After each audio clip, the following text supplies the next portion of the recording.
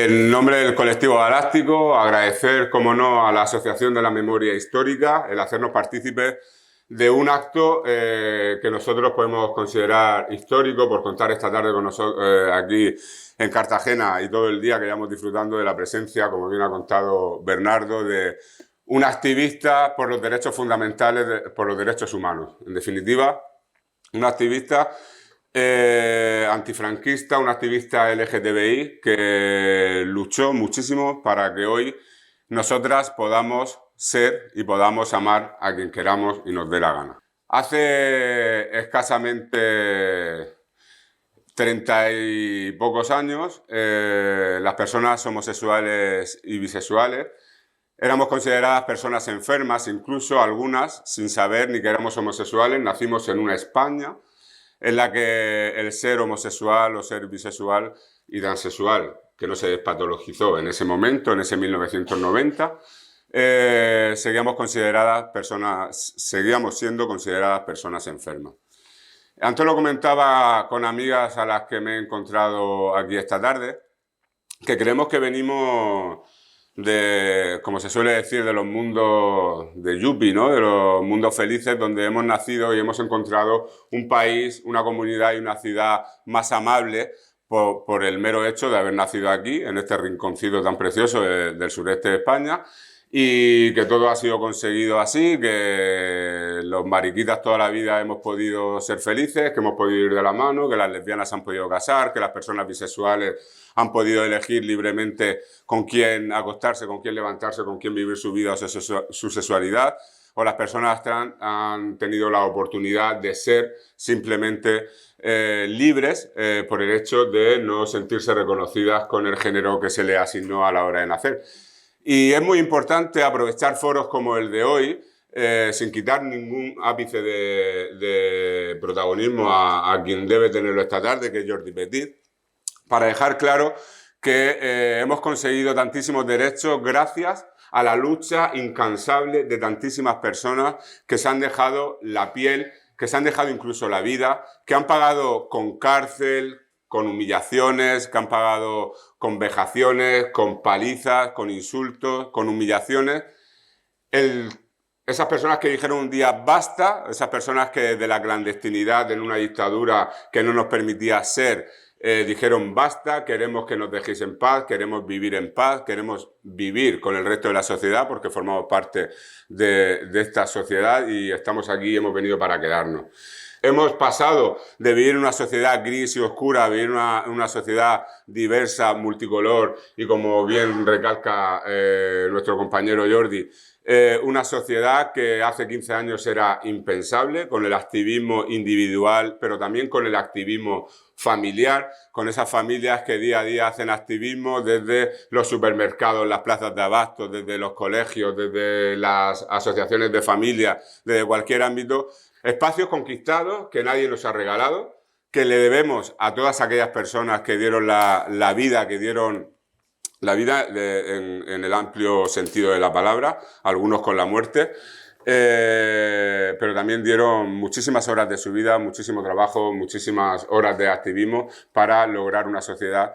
Y es muy importante recalcar que no podemos volver atrás. Me gustaría, si me permitís, siendo el primer 17 de mayo que afrontamos sin nuestro compañero Juan Martínez Montalbán, un compañero muy querido que hizo muchísimo por este colectivo, pero también fue un activista en la clandestinidad, fue un activista que sufrió las humillaciones y las vejaciones porque le tocó vivir en un periodo en que no era tan fácil ser.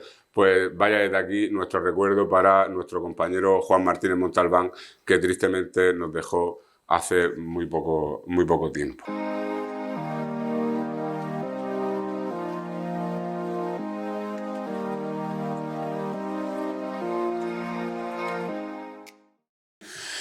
Pues tengo aquí a mi derecha al que ya considero un amigo, siempre fue un referente, siempre lo busqué en la revista, siempre lo busqué cuando ya empezó la era del internet, y él se llama Jordi Lozano González, nació en el año 1954 en Barcelona, pero que nadie pregunte que se lo digan a Piluca, que nadie pregunte por Jordi González porque no lo conoce nadie, es Jordi Petit, así lo conoce todo el mundo, y durante su año de lucha clandestina podemos considerarlo como uno de los primeros activistas LGTBI del país.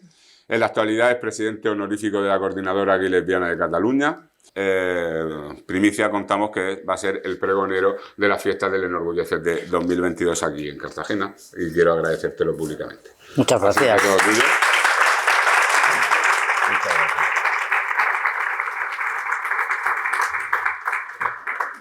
Bien, muchísimas gracias por invitarme a la Asociación de Memoria Histórica y a la colaboración del colectivo Galáctico. Es muy difícil hacer una síntesis de un tema tan amplio y complejo como fue la represión del franquismo contra la homosexualidad. Y voy a empezar por dedicar esta conferencia a mi abuela paterna, que no conocí, porque las mujeres son las que habéis abierto muchos caminos en el momento de reivindicar el derecho al placer y no ser meramente madres reproductivas. Y en ese sentido yo creo que la lucha de las mujeres ha sido esencial para dar paso al movimiento LGTBI. Hace justamente un siglo, en 1920, mi abuela pues tenía un prometido y su hermana estaba casada con un señor con el que había tenido este señor 3 hijos, pero su hermana falleció. ¿Y qué se hacía entonces? Pues bueno, se reunió el consejo de familia y le dijeron: tú dejas al novio y te casas con el cuñado, y así educas a los 3 hijos y de paso, pues mira, nació mi padre. Con este ejemplo de hace 100 años, quiero decir que tanto la lucha del feminismo como la lucha de las personas homosexuales y transexuales e intersexuales es relativamente reciente en la historia. Y como dice Simone de Beauvoir, un cambio político brusco puede volver las cosas para atrás. Así que mi abuela, donde esté, que no la conocí, pero la tengo en una foto en casa, pues va para ella. Mi abuela Joaquina. ¿Cuál es el contexto ideológico que enmarca la lucha de nuestro movimiento y la represión de las libertades sexuales? Este contexto parte del siglo IV, cuando la Iglesia Católica deviene la religión oficial del Imperio Romano, y en este sentido os recomiendo el libro La Edad de la Penumbra de Catherine Nixey, que está editado en Taurus. Es un libro muy interesante que explica cómo la Iglesia Católica destruyó la cultura clásica e instauró el monoteísmo cristiano. Esta ideología judeocristiana ha llegado hasta el presente y ha influido incluso en las izquierdas y en todo lo que es Occidente. Este pensamiento, esta ideología judeocristiana tiene 3 bases, 3 ejes muy importantes a tener en cuenta y a denunciar y a saber analizar, incluso para un debate. En primer lugar, diferenciar a las personas por su sexo biológico, hombres y mujeres. Eso es sexismo. Machismo es el segundo término, el segundo valor, que atribuye a los hombres y a las mujeres unos roles diferentes. Y en eso, pues yo creo que es un tema muy conocido, muy sabido, la mujer en casa con la pata quebrada, la sumisión al marido, en fin, todas estas cosas. Sin embargo, a veces para desmontar cualquier defensa del machismo, simplemente hay que acudir a la arbitrariedad de estos valores. En Europa del Oeste, a los bebés, si son niños se les pone un vestidito azul y si son niñas se les pone un vestidito rosa. Sin embargo, en Rusia y en el este, a las niñas se les pone un vestidito azul y a los niños un vestidito blanco. Y entonces en Rusia el insulto contra los gays es azulitas. además en femenino, ¿no? Quiero decir que el género comporta una serie de comportamientos y de valores, digamos, absurdos, es decir, arbitrarios. En otros países, que un hombre lleve un vestido largo, faldas, o no pasa nada. En Occidente, pues pocos se atreven. O esto de las colonias de hombre o de mujer. En fin, lo más divertido es lo de los relojes, ¿no? Si tú vas a comprar un reloj, ¿es para señora o para señora? Porque los de señora son pequeñitos, como si las mujeres pudierais ver más, y los de señor son grandes, como si fuéramos cegatos. O los paraguas para los señores son grandes y negros, y para las chicas son de colorines y pequeños. A ver, todo esto es arbitrario y es absurdo, pero para poder hacernos escuchar es interesante buscar estas tonterías que demuestran que estamos bajo una ideología que nos oprime, porque es una ideología que lo que pretende es el control de la persona en un enfoque reproduccionista. Y en tercer lugar está el heterosexismo, que es considerar que la única práctica sexual es la heterosexual, que además produce familia, y que todo lo demás son desviaciones, enfermedades, etcétera, etcétera. Por esto fue tan importante que en el año 47 Alfred Kinsey demostrara en una encuesta la diversidad de conductas sexuales, homosexuales, bisexuales, heterosexuales, y en el año de este año se cumplen 75 años, y en el año 57 la psicóloga Evelyn Hooker hizo un estudio muy sencillo, tan sencillo como fácil.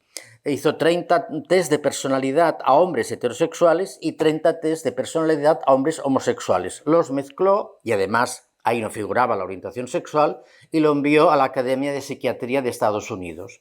Y preguntó: ¿pueden ustedes distinguir quiénes son homos o heteros? No hubo manera.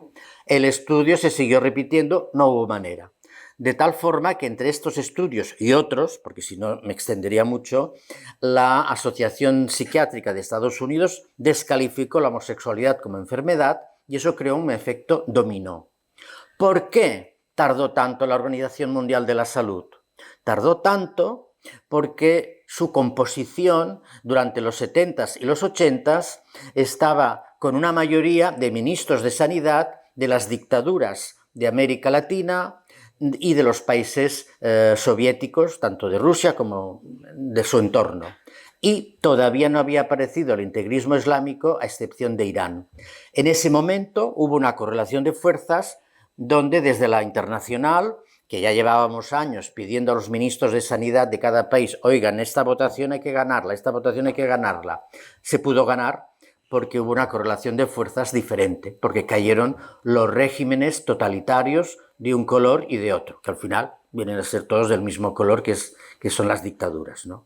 Por eso el día 19 de mayo, perdón, el día 17, es importante porque implica un paso histórico y porque además contribuye a explicar la sexualidad de todo el mundo. Es decir, yo creo que el movimiento LGTBI y el feminismo están abriendo los ojos y derribando toda una serie de creencias estúpidas, creencias que nos esclavizan, creencias que nos hacen infelices y que es necesario superarlas. Lo que pasa es que a mí me parece que de una generación a la otra los valores se transmiten, no todos, solo se transmiten los más arraigados, y yo diría que desde el momento en que empezó el movimiento gay en el 77 hasta hoy, las generaciones han ido transmitiendo algo de lo aprendido, el derecho de divorcio, que los gays no hay que matarlos, pero el paso del tiempo desgasta y, por tanto, celebrar ocasiones como esta y recordar de dónde salen los derechos es necesario. Bien, dicho esto, en términos generales, esta ideología, evidentemente, con el franquismo, que fue un régimen nacional católico, pues cobró su máximo peso y su desarrollo tremendo de control social hasta el punto de que pues, había la sección femenina, donde a las chicas las enseñaban a coser y lavar y planchar, y a los hombres nos enviaban al servicio militar. En mi caso, hice aquí la mili en Cartagena, en Marina. Y el régimen franquista estableció pues, una represión sobre la homosexualidad que la podemos primero describir en cuanto a las personas afectadas. Luego iremos por los periodos. Esta represión contra la homosexualidad tuvo dos tipos de víctimas básicas: los hombres homosexuales y las personas transexuales. Sin embargo, en los expedientes que se han ido recuperando, pues tenían tan mala intención de que a una persona transexual la nombraban por su nombre y apellido anterior. Y por tanto, a veces es difícil saber si era un homosexual o era una persona transexual. Sin embargo, aquellas que eran visibles o que estaban en el mundo del espectáculo fueron las más agredidas, violadas, y de hecho constituyeron, digamos, una resistencia dentro del propio régimen a toda la ideología del movimiento nacional católico. Y yo creo que el movimiento LGTBI y el feminismo le debe un reconocimiento a esa resistencia de las mujeres trans durante tantos años. Hay un libro de Juan Ramón Barbancho que se denomina Ser tú misma era un delito, que cuenta las vidas de varias mujeres transexuales que explican, bueno, todas las perrerías y todas las violaciones y todo lo que sufrían en las comisarías y en las cárceles. En segundo lugar, no aparecen prácticamente mujeres lesbianas en toda esta represión. ¿Y por qué no aparecen las mujeres lesbianas? No aparecen porque este machismo tan atroz imaginaba que entre dos mujeres no puede pasar nada. Y por tanto, pues no pasa nada que en la fiesta mayor del pueblo o donde sea, pues bailen dos chicas o dos señoras y no pasa nada. Pero nunca hemos visto a dos hombres bailar juntos.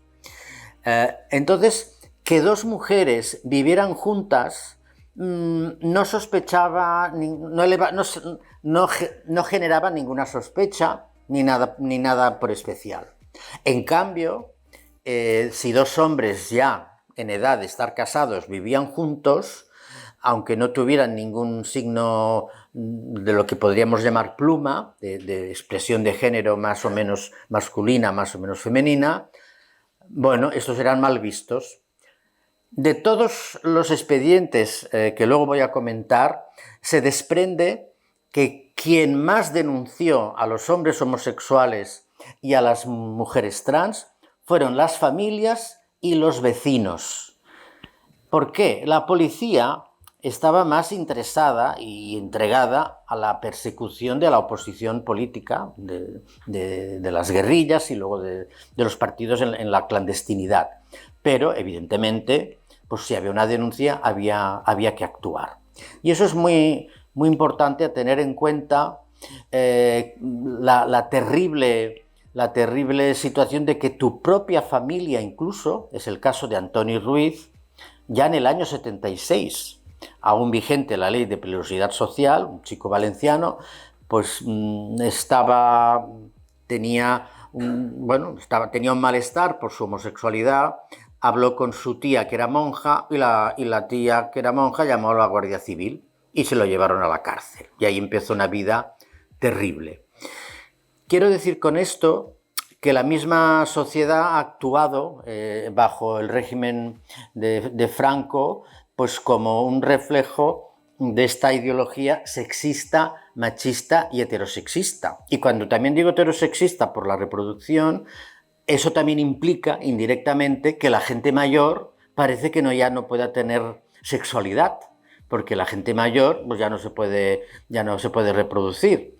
Y esa es una cuestión que las nuevas, digamos, generaciones de gente mayor pues ya están diciendo, nosotros y nosotras, pues, ¿por qué no? Si es que no nos vamos a creer lo que siempre nos han dicho, ¿no? Pero esto está en la realidad. Bien, dicho esto, hay que diferenciar 3 periodos de represión franquista sobre los homosexuales. El primer periodo es al terminar la Guerra Civil hasta el año 1954. Del 39 al 54, la persecución se centra o parte de los delitos de escándalo público y de ofensas a la moral y las buenas costumbres. Y en esos expedientes no siempre es fácil entender qué ha pasado en concreto, puesto que el concepto de escándalo público es muy amplio y el concepto de ofensa a la moral y a las buenas costumbres, pues lo mismo. Mi madre me contaba que cuando iban a la playa, la gente se comentaba, oye, que viene la moral. Y la moral era la Guardia Civil, que pasaba por las playas, y a la que iba un poco destapada, pues la multaba. Y entonces la gente, pues oye, que viene entonces pues se ponían una bata o se tapaban con la toalla. Había un control bastante estricto con cosas que ahora nos pueden parecer ridículas. Pero claro, luego ya llegó el turismo y con el turismo llegó una tolerancia que al régimen le interesaba porque fue una gran fuente de ingresos. Y por esta razón, en ciudades como Sitges, Torremolinos, en Gran Canaria, en Mallorca, esa presencia del turismo facilitó la tolerancia de los clubs, algunos clubs que abrieron para hombres gays y transexuales. Sin embargo, esto tuvo sus altibajos. El segundo periodo es ya mucho más definitorio y empieza en 1954 con la reforma de la ley de la República Española, la ley de contra vagos y maleantes, donde se introduce el delito de los actos homosexuales. Los actos, es decir, cometer un acto, es decir, que te detengan en un acto de homosexualidad.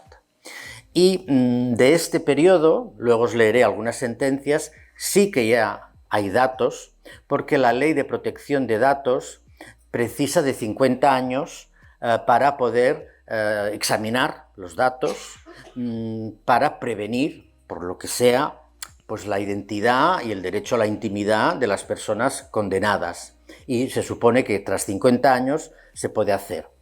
Aunque esa es responsabilidad, según la ley, de la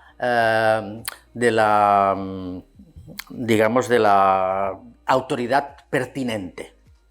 Porque luego veréis que han habido casos que nos han ayudado mucho a conocer ese pasado. Claro, la autoridad pertinente, cuando se ha ido a escarbar sobre las condenas de la ley de vagos y maleantes que termina en el año 70, cuando esto ya se ha empezado a examinar ya en el año 2000, pues ya han encontrado casos que habían pasado los 50 años y por tanto estos casos se han podido documentar. Pero hay instituciones y juzgados y archivos pues que se niegan a abrir estos expedientes, simplemente depende de quién mande. Depende de quién mande en esa autonomía, en la descentralización que se ha hecho, pues depende de quién manda, pues ahí no entras y ahí no hay forma de saber qué pasó exactamente. Guillermo Portilla Contreras ha escrito el libro que actualiza más toda esta cuestión, Derecho Penal Franquista y Represión de la Homosexualidad. Es un libro editado por el Ministerio de Justicia y se puede obtener pidiéndolo al Ministerio de Justicia.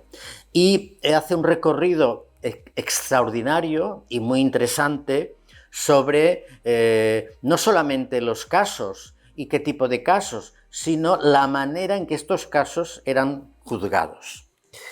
En el índice, solo leer el índice, pues hay un capítulo dedicado a la homosexualidad, vicio contra natura entre la masturbación y el bestialismo. Más adelante señala dónde se han podido investigar los casos de aplicación de la ley de vagos y maleantes entre 1954 y 1970, como homosexualidad, escándalo público, abusos deshonestos, corrupción de menores y estado peligroso. Y ahí este catedrático ha podido entrar en los archivos de Sevilla, Granada, Cataluña, Baleares, Vizcaya y Canarias, que no es todo. Y el concepto de homosexualismo sustentado en los juzgados especiales de vagos y maleantes tenía las siguientes condiciones para condenar. Una, que la relación homosexual fuera habitual. Dos, la embriaguez como causa de exclusión del estado peligroso. Si estabas borracho, pues mira, no pasaba nada. Si estabas en un matrimonio, ese era un proyecto regenerador y tampoco pasaba nada. Y la convivencia con los padres era un salvoconducto de encauzamiento vital. Y luego, pues los otros estados de peligrosidad eran cuando la persona presentaba problemas mentales. Esto es, digamos, las condiciones con las que se dictaron una serie de sentencias a partir de 1954 y 1970. Este derecho penal se sustentaba en las teorías absolutamente científicas de la homosexualidad congénita, en la teoría de la inversión sexual, de la degeneración sexual, y los tratamientos que recibían estos vagos y maleantes homosexuales eran internamientos en centros psiquiátricos y terapias aversivas como el electroshock y, parece ser, no está del todo confirmado, la lobotomía. El tema de la lobotomía es especialmente cruel porque sí que se practicó en los campos de exterminio nazi con los homosexuales. Y hay que decir que los homosexuales en los campos de exterminio nazi estaban en un infierno dentro de otro infierno. Quiero decir que eran rechazados por el resto de presos y deportados. Eso es así, y así me lo han explicado expresos republicanos de su experiencia en los campos de Mauthausen u otros. ¿Qué es la lobotomía? La lobotomía consistió en unos experimentos donde se hace una trepanación del cráneo y se extrae la parte del cerebro donde reside el control de la sexualidad, que es una parte ya que en aquel momento, en los años 40, pues ya se había descubierto. La mayoría de estas operaciones terminaban con personas que morían, o personas que quedaban catalépticas o epilépticas, pero las hubo que sobrevivieron. Y del testimonio de algunas que sobrevivieron, que dijeron que sí, que habían perdido la homosexualidad y toda sexualidad, que sexualmente eran como plantas, que sexualmente no sentían nada por nadie. Evidentemente esto es una barbaridad que se realizara, pero bueno, vista la experiencia, es bueno confirmar que la homosexualidad o la heterosexualidad no es un capricho, sino que, bueno, si te quitan esa parte del cerebro, pues ya no funcionas, no te haces heterosexual, ¿no? Y esto parece ser que en la cárcel de Carabanchel de Madrid, uno de estos cirujanos nazis hizo algunas intervenciones. Es un tema, no está muy claro, parece ser que este cirujano lo presentó en un congreso de sexualidad en Italia, en fin. Yo me lo creo todo, porque no me extraña que en el franquismo se permitieran estas y tantísimas otras barbaridades que sucedieron. Hay que recordar a dos víctimas históricas de la persecución homosexual. La primera es internacional, es Oscar Wilde, que todo el mundo sabe, fue un gran dramaturgo, pero terminó en la cárcel en Londres y luego pues desterrado a París, donde murió en la indigencia, Oscar Wilde. Pero en nuestro país, en abril del 2015, vio la luz un informe policial realizado 50 años antes que justificaba el asesinato de Federico García Lorca por masón y homosexual. Según aquel Estado, estaba tildado de prácticas de homosexualismo, aberración que llegó a ser vox populi. El universal poeta granadino no solo es el más famoso desaparecido del franquismo, sino también una víctima adscrita al colectivo LGTBI. En términos generales, los homosexuales, para la ley de vagos y maleantes, ofenden la sana moral de nuestro país por el agravio que causan al acervo de buenas costumbres fielmente mantenido en la sociedad española, las buenas costumbres.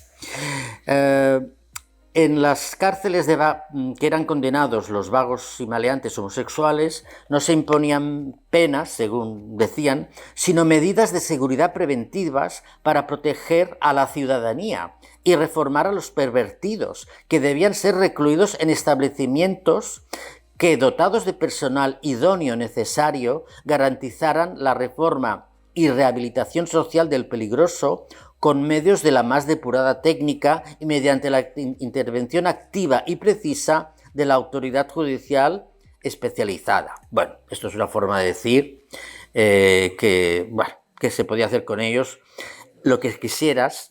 Y en las cárceles comunes, como en la Modelo de Barcelona o Carabanchel de Madrid, había las galerías de invertidos, que, tal era la mafia y el que existía dentro de las cárceles, que era mejor estar en una galería de invertidos, donde, todos eran hermanas o hermanos, lo que queramos, que no ser un preso político. Yo en mi caso fui un preso político, por tanto no fui a ninguna galería de invertidos y me violaron. Y eso pasaba cada 3x4 y en las cárceles esto era como un tabú que no se podía decir porque aún luego era peor. Los presos no podían volver a sus antiguos domicilios y nadie quería darles trabajo. Cuando recuperaban la libertad se veían repudiados por su entorno familiar y convertidos en apestados sociales. Es decir, no te daban el certificado de penales, que durante muchos años era necesario para encontrar un trabajo, pues no te lo daban. La ministra Dolores Delgado García, ministra de Justicia, explica que todavía no hay un censo de homosexuales y transexuales víctimas de la represión franquista. Algunos calculan que pueden ser entre 4.000 y 5.000, yo creo que deben ser más, y que hay trabas administrativas que algunos archivos todavía oponen para estudios como este. Con esto quiero decir que entramos en un espacio donde todavía, por esta ley de la protección de los datos personales que exige los 50 años que haya prescrito, que hayan sucedido desde el momento en que el delito terminó, pues claro, eso supone un retraso en la investigación que solo nos ha permitido entrar en archivos de la aplicación de la ley de vagos y maleantes. ¿Qué sucede en 1970? En 1970 se cambia la ley de vagos y maleantes, se deja de lado y se crea una ley especial que es la ley de peligrosidad y rehabilitación social. Esta ley pretende, con una corriente ideológica que en aquellos momentos circulaba en Europa, la rehabilitación de los homosexuales y no tanto la condena, aunque al final resultaba ser lo mismo. Y el problema que tenemos con todos estos condenados y los expedientes que están en los archivos es que esos 50 años, como la ley empezó en el año 70, y no fue reformada hasta el año 78, a finales del 78, bueno, pues esos 50 años estamos a punto de cumplirlos, pero no se ha podido hacer un trabajo de censo porque pues todavía está pendiente esos 50 años. Sin embargo, hay que decir que la autoridad pertinente en Cataluña, en su momento la consejera de Justicia, Montserrat Tura, abrió los archivos de la Ley de Vagos y Maleantes, de la represión de después de la guerra y de la Ley de Peligrosidad Social. Pero claro, entregó y dio paso al estudio de 25.000 expedientes. Pero es que en estos 25.000 expedientes no solamente había homosexuales y transexuales, había proxenetas, prostitutas, gente sin techo. Es decir, es un trabajo de hormiga, es un trabajo muy, muy duro, si no tienes unos recursos, para ir, digamos, separando y leyendo cada expediente, porque te lo tienes que leer para entender de qué va la condena. La ley de peligrosidad social, por tanto, pretendía no tanto castigar, mentira, pero rehabilitar. Y se inventaron, con estas ideas que antes os he explicado tan machistas, dos cárceles fundamentales. La cárcel de Badajoz, donde eran enviados los homosexuales presuntamente activos, y a la de Huelva, los homosexuales presuntamente pasivos y los más afeminados. Para mí fue un acto muy emotivo cuando el gobierno de Zapatero asistir en la cárcel de Huelva a la colocación de una placa en memoria de los que pasaron por la cárcel de Huelva y estar con varios de ellos que se cogieron de los brazos y bajaron por unas escaleras cantando agradecida y emocionada, gracias por venir, tomándose y reconociendo las celdas donde habían estado condenados, ¿no? Para mí fue algo muy... Yo también había estado en una cárcel, pero en otro contexto, y fue algo que hizo Mercedes Gallizo, la directora general de prisiones en ese momento, un reconocimiento necesario, como también hizo Zapatero en cuanto a reparaciones económicas. Lo que pasa es que, claro, en el 2008 ya muchos no estaban, y además en el 2008 el SIDA se llevó también a mucha gente. La tercera cárcel, quizá más terrible por sus consecuencias psicológicas, fue el campo de trabajo o colonia de trabajo en la isla de Fuerteventura, el campo de Tefía. En Fuerteventura, que es una isla semidesértica, en la zona más desértica, encontramos una cárcel sin muros, ni murallas, ni barreras. Es simplemente un barracón donde allá eran enviados los homosexuales desde la península, los de Canarias no, y allá formaban, les hacían cantar el cara al sol, y allá estaban. ¿Qué te escapabas? Pues te ibas a un secarral donde no había ni agua, ni nada que comer, ni pueblos, ni nada de nada. Y por tanto, estar en una prisión sin muros, yo os propongo que os lo imaginéis, estando allá realmente es muy chocante ver cómo deberías sentirte, sí, estar al aire libre, ver los pájaros y alrededor un desierto, un secarral terrible. La cárcel, este campo de Tefía, pues ya está reconocido por la memoria histórica, tiene su monolito en memoria de los que pasaron por allá, y sí que se han podido recoger algunas declaraciones respecto de la experiencia tan dura que fue, porque los que se escaparon, pues se murieron. Los que se escaparon y se fueron hasta el mar, pues nunca más volvieron. O sea, era una prisión francamente, psicológicamente terrible como para enloquecer, ¿no? Hay un capítulo de la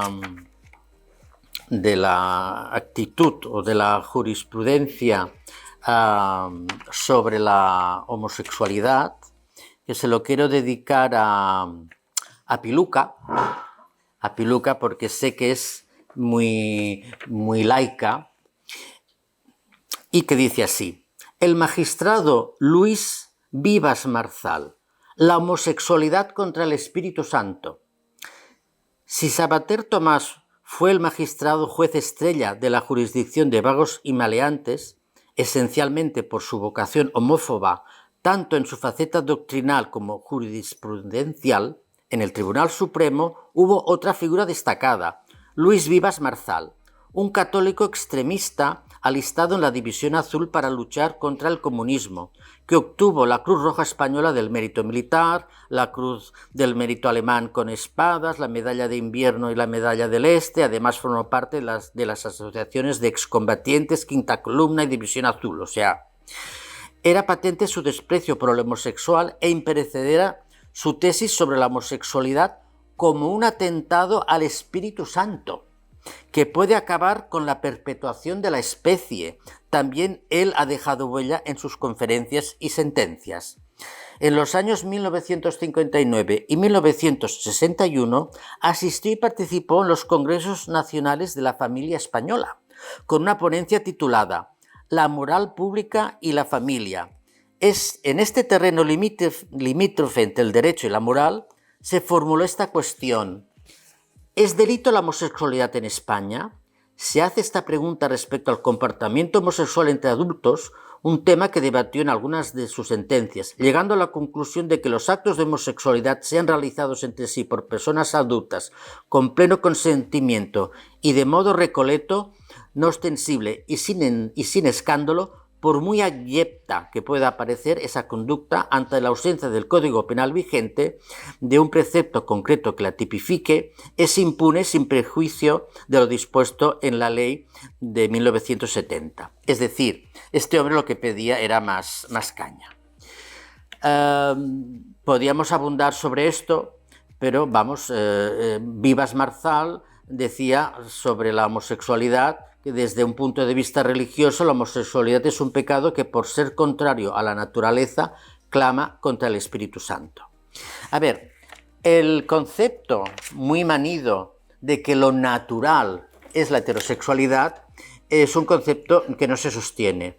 No se sostiene en primer lugar, porque los homosexuales, los transexuales, los bisexuales no somos de goma, no somos artificiales, somos seres naturales con circulación de sangre y tenemos pues todo tipo de órganos como el resto de las personas. Una vez, en una facultad de medicina en Barcelona, un alumno un poco que quería hacerse el listillo dijo: señor Petit, los órganos del cuerpo tienen una función funcional y, por ejemplo, el esfínter sirve para excretar. Yo le respondí: bueno, la boca sirve para comer, pero también damos besos. Podría haber dicho más cosas, ya me entendéis. Pero yo dije, la boca sirve para comer, pero también se pueden dar besos. Es decir, la naturaleza no es necesariamente una guía de nada. Los leones, cuando se aparean con una leona que aún tiene cachorros de un león anterior, los mata. Hay una serie de peces tropicales que si hay un volumen mayor de hembras o de machos, pues los machos se vuelven hembras y las hembras se vuelven machos y aquí no ha pasado nada. Y hay varias especies de aves, pingüinos, cisnes, que cuando las gaviotas atacan una colonia de pingüinos, los huevos que quedan fuera del nido, por instinto, los padres ya no los incuban. Pues entonces va una pareja de 2 hembras o de 2 machos, lo incuban y sale un pollito. Ese pollito recibe el doble o el triple de alimentación y de adiestramiento que los demás, que son 3 o 4 hermanos. Y indirectamente, pues mira, mejora la especie. Y eso no condiciona que este pollito vaya a ser o no vaya a buscar pareja de uno u otro sexo.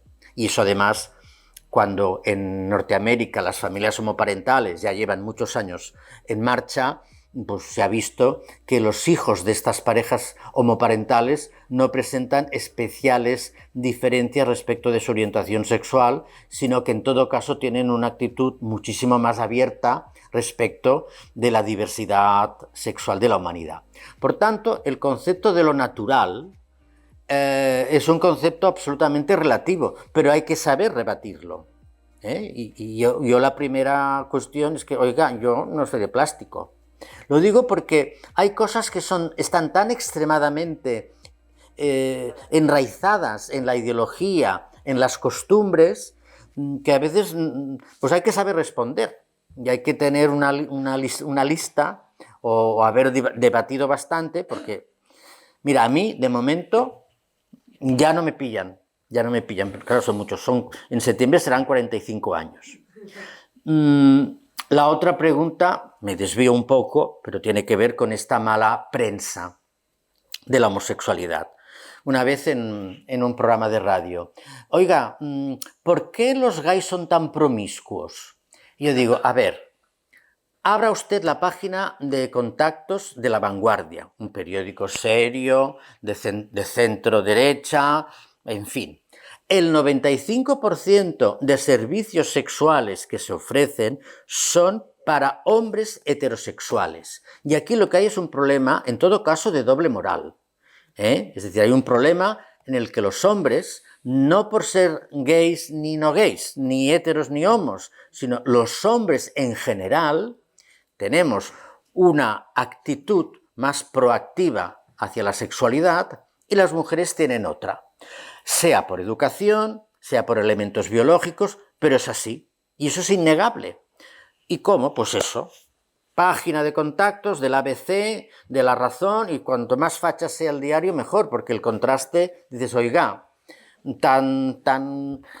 digamos, tan creyentes y tan rectos son ustedes y me publican aquí chinas japonesitas recién llegadas, tailandesas vírgenes, bueno, en fin, unas cosas terribles que son servicios para hombres heterosexuales. Por tanto, la cuestión no es que los gays sean más o menos promiscuos, la cuestión es la naturaleza de los hombres y punto, no hay que hacer de la promiscuidad nada negativo.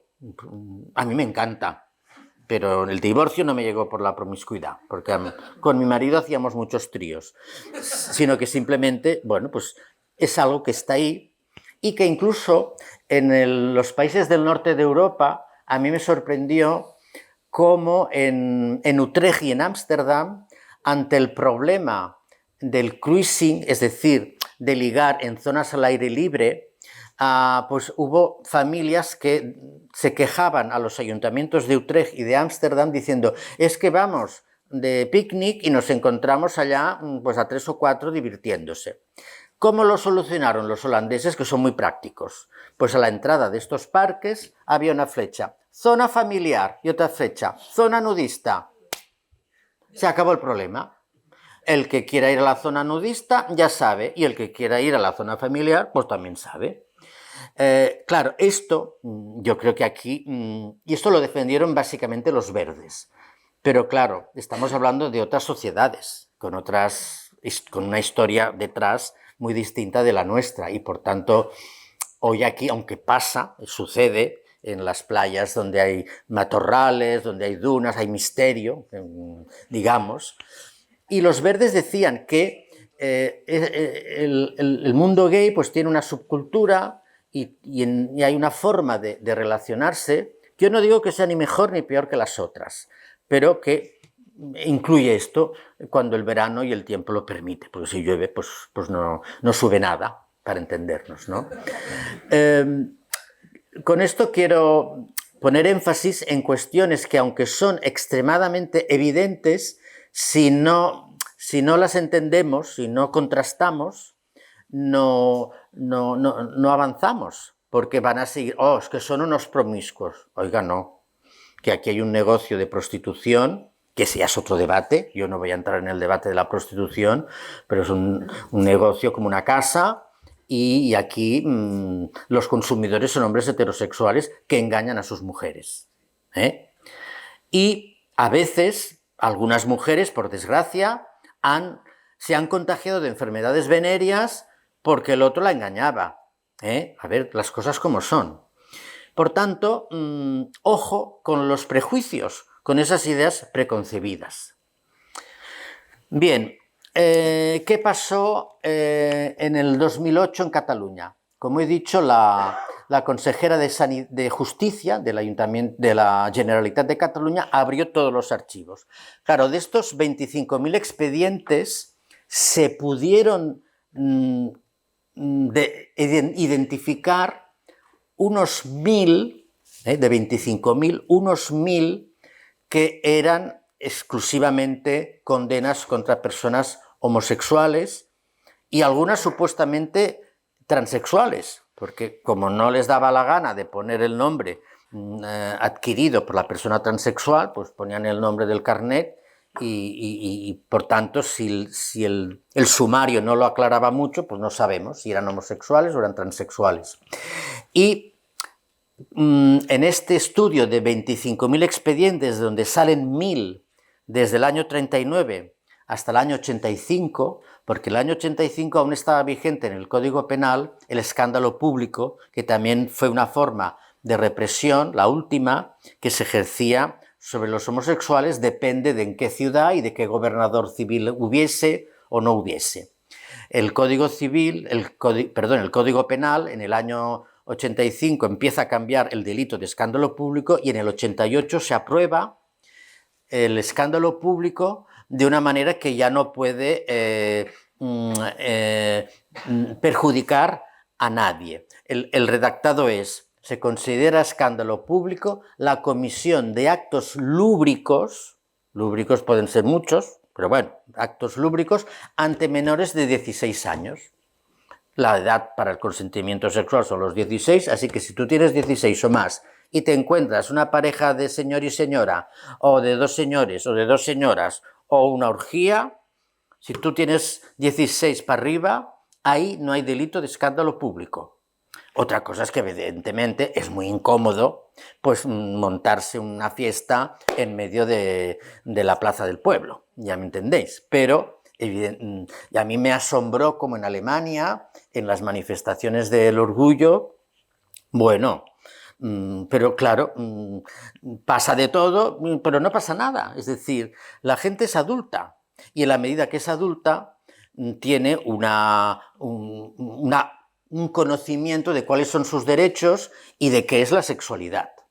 Claro, Alemania, Holanda, Francia, Suiza, Bélgica, no son como los países latinos, y esta es otra. Es decir, los países latinos son donde más huella y más enraizada está la ideología judeocristiana y, digamos, el legado de esta iglesia. Y en Italia no os cuento, porque en Italia tienen al Papa durante toda la vida en la televisión cada 3x4. El Papa sale, el Papa entra, el Papa dice, el Papa va, el Papa viene. El Papa condena a Rafaela Carrà por inmoral, no sé si lo sabéis, la condenó. Hizo unas declaraciones diciendo que esta señora cantaba unas cosas impresentables.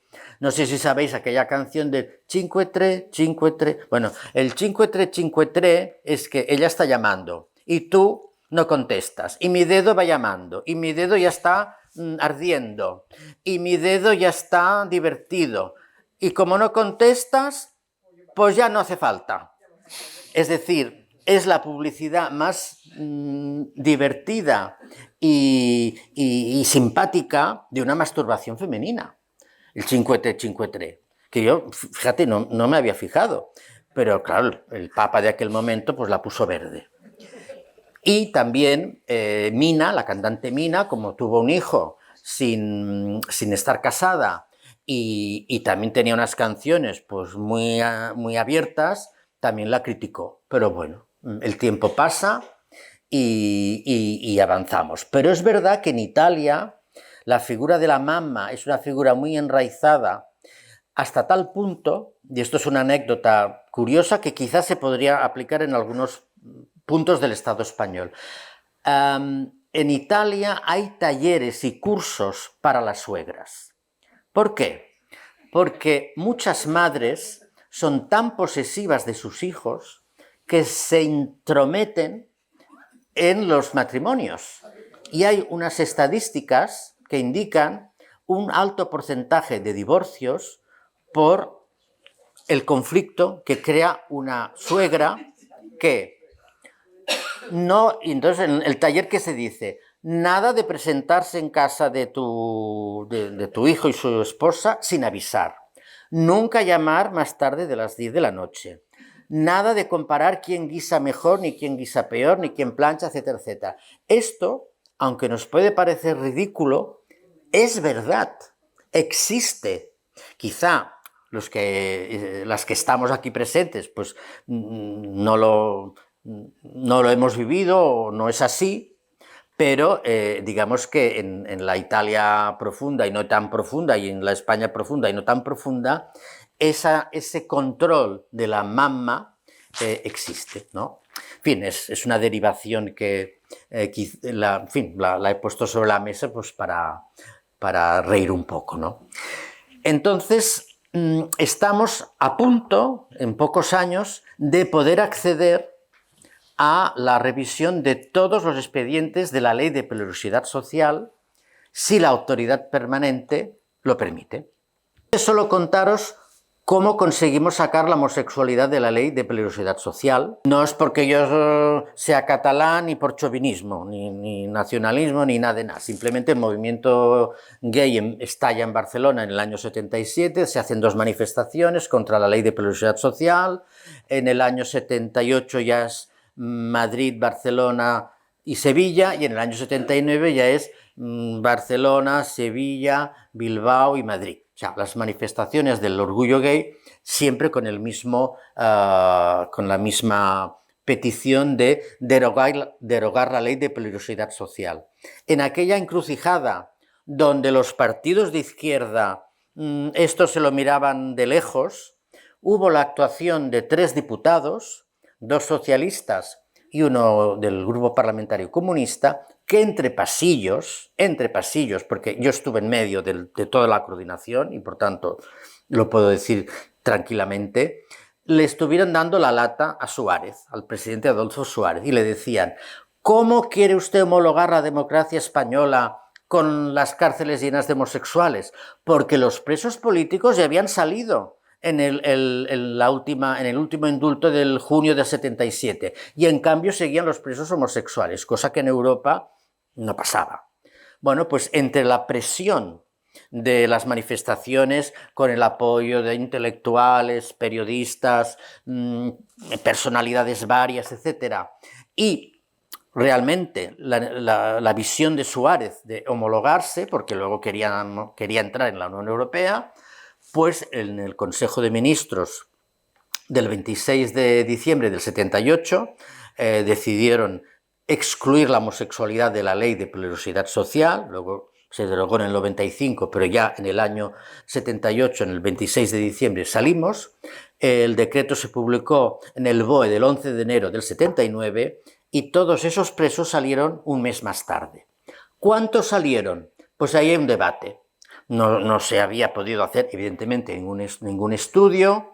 La agencia EFE dijo que 300 y la coordinadora de Frentes de Liberación Homosexual dijimos que 700. En fin, no sabremos nada en concreto hasta de aquí unos años más, cuando estos 50 años se vayan agotando y vayamos entrando en el estudio de los expedientes de la aplicación de la Ley de Peligrosidad Social. La comunidad LGTBI salió del miedo a la policía cuando salimos de la Ley de Peligrosidad Social.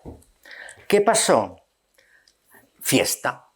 Esta tarde es una fiesta, pues una fiesta. Es decir, los frentes de liberación homosexual se vaciaron y se llenaron las pistas de baile de las discotecas. Y fueron 6 años, bueno, no os cuento porque tampoco aquí vamos a hablar de pornografía, ni de las formas de divertirse o de transgredir, pero fueron 6 años felices. ¿Por qué? Porque perdimos el miedo a la policía, porque se acabaron las redadas, porque podíamos ir a los locales de reunión sin miedo, porque en las playas si te escondías y tal tampoco pasaba nada. Sitges respiró hondo, porque Sitges había redadas cada 3x4. La gran redada que hubo en Torremolinos en el año 71, que detuvieron a 300 personas, de las cuales a las extranjeras las enviaron a sus países de origen y a los españoles a la cárcel en aplicación de la ley de peligrosidad social. La gran redada del pasaje Begoña de Torremolinos parece ser que vino porque Marbella estaba celosa, la ciudad de Marbella, de cómo iba subiendo Torremolinos. Y en la prensa de Málaga salía que Torremolinos era un nido de vicio y corrupción. Y bueno, pues esa redada terminó con la vida gay en Torremolinos. Bueno, pues esto y más se terminó. Y por tanto, fueron 6 años estupendos, 6 años maravillosos, aunque el movimiento se vino abajo. En esos 6 años, lo que sí hay todavía que documentar son los delitos comunes, es decir, en esa época el chantaje, se lo voy a decir a tu esposa si no me pagas esto, los que hacían doble vida, los robos, los ligues que terminaban en un robo o en un asesinato. Eso todavía está por documentar porque está en la parte de delitos comunes. Pero la algarabía, la fiesta, pues digamos, lo cubrió todo. Y todos a bailar, pues Village People y la música disco de aquellos años. ¿Qué pasó a partir del 85 y del 86? Pues empezamos a morirnos. Y llegó el SIDA. Y se terminaron esos 6 años de felicidad. Y tuvimos que empezar la prevención. Al principio los gays no querían saber nada del SIDA, decían que era un invento del Reagan. El primer reparto de condones lo hicimos Josep Matens y yo en Barcelona y nos los tiraban a la cara. Nos decían, sois unos fascistas y unas ursulinas. Pero luego empezó a caer la gente. Y se abrió un periodo terrible que duró hasta el 98. Estoy hablando del 85-86 hasta el 98, cuando aparecen los antirretrovirales. Fueron unos años durísimos. Fueron unos años que incluso gracias a la sanidad universal que estableció el ministro Ernest Lluch, había gente que con los medicamentos de aquel momento los enviaba a Estados Unidos, porque allá no tenían, ya sabéis, en Estados Unidos no hay ni seguridad social ni nada de nada, todo es privado. Y fueron unos años terribles donde volvió a crecer la discriminación porque se nos identificó como portadores de la plaga, el cáncer rosa, etcétera, etcétera. Fue durísimo, fue durísimo. Mi madre, que siempre había presumido de hijo televisivo, que había estado en La Clave, que había estado con la Mercedes Milá, se encontró con el rechazo de las vecinas, y yo ya no vivía en mi casa. Y las vecinas no querían subir con ella en el ascensor, se tapaban la cara si se cruzaban por la escalera, y en el mercado no le dejaban tocar ni la verdura, ni las frutas, ni nada. Es decir, hubo unos meses incluso de una histeria colectiva terrorífica.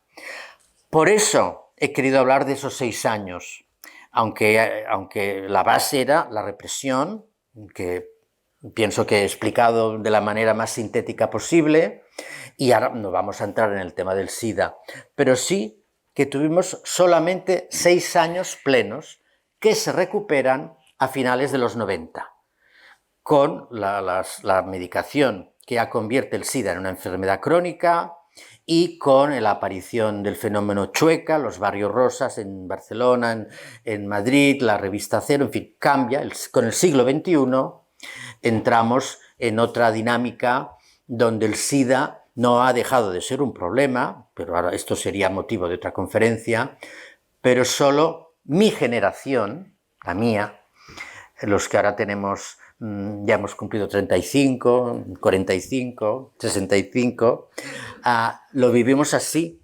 Salimos de un miedo nos divertimos muchísimo y luego otra vez con un miedo terrible, porque no es lo mismo una detención de la policía, que es un tipo de pánico, que la enfermedad y la autodiscriminación dentro del propio colectivo gay. Claro, como no salía del cuarto oscuro, como no paraba de ligar, como se pasaba el día en la sauna, una moralina. El SIDA no se coge se coge por el cómo. ¿Qué práctica de prevención usas? ¿Condón o no condón? Lo demás, no pasa nada. Pero lo importante es usar el condón. Todavía hoy, ¿no? Pero bueno, fueron unos años de retroceso que luego, gracias a la medicación nueva, se pudieron corregir. Por eso he hablado de 6 años de felicidad, libres, porque no tuvimos miedo de nada entre una cosa y la otra. Por eso en la conferencia he querido introducir los 6 años estos de felicidad o de libertad. Vamos a dar las gracias a Jordi por haber estado con nosotras. Pues le damos un aplauso a Jordi para despedirlo. Muchas gracias. Gracias.